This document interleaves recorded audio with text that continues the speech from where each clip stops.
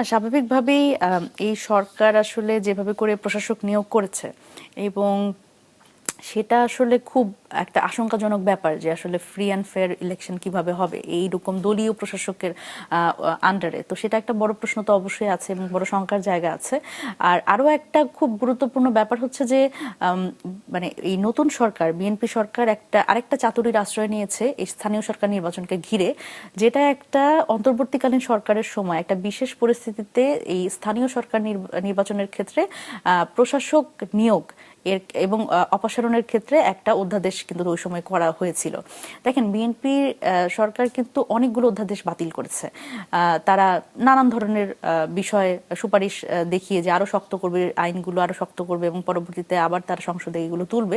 কিন্তু বিশেষ পরিস্থিতিতে করা একটা অধ্যাদেশ যেটা কিন্তু তারা আসলে ল্যাপস করেনি, তারা কিন্তু সেটি আইনে পাশ করেছে। সেটা হচ্ছে যে যে কোনো সময়ই আসলে প্রশাসক বা নির্বাচিত যে প্রতিনিধিরা আছে তাদের কিন্তু অপসারণ বা তাদের নিয়োগ করতে পারবে।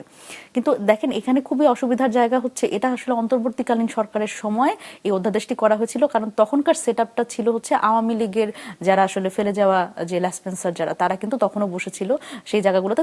তখন আসলে অন্তর্বর্তীকালীন সরকারের এই পুরো স্থানীয় সরকারটা চালাতে গিয়ে এই প্রশাসকদের তখন আসলে অপসারণ করতে হয়েছে এবং নিয়োগ দিতে হয়েছে।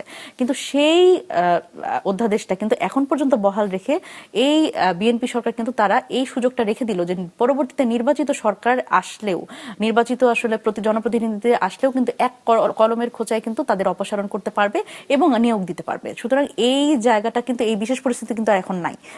বিশেষ পরিস্থিতি তো শেষ, এখন তো এটা নির্বাচিত সরকার, কিন্তু তারা কিন্তু এই চাতুরিটা এখানে রাখলো। এতে করে কিন্তু আরেকটা ফ্যাসিবাদী জায়গা কায়েম হওয়ার একটা বড় সুযোগ রেখে দিল। কারণ যখনই আসলে একজন জনপ্রতিনিধি, তার কোনো স্বাতন্ত্র্য থাকবে না, সে যদি স্বতন্ত্র ইলেকশনেও নির্বাচিত হয়, এই আসলে দলীয় জায়গায় যদি তারা আসলে কাউকে যদি মানে দলের কথা যদি না শোনে, তখন কিন্তু তাদের অপসারণ করার একটা সুযোগ থেকে যাচ্ছে। এটা একটা বড় অসুবিধার জায়গা, যেটা কিন্তু আসলে এই প্রাতিষ্ঠানিক দলীয়করণের জায়গাগুলো কিন্তু আমাদের মানে একদম স্বতন্ত্র নির্বাচনের জায়গাটা সংকীর্ণ করে দিচ্ছে।